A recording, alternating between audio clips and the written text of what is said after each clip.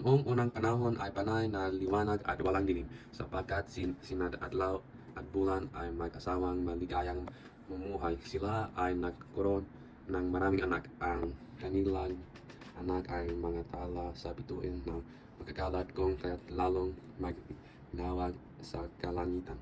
Minsan ay magagalit na maluuba ang mga asawa na humanutong sa paghihiwalay.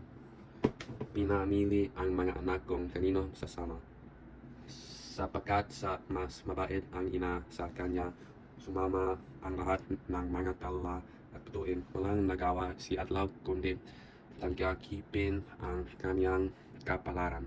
Simulan noon kapag araw mag-isang nagbibigay liwanag si Adlaw. At kung gabing madilim o tulong-tulong na nagpapaliwanag ang mag-inag bulan mga tala sa bituin.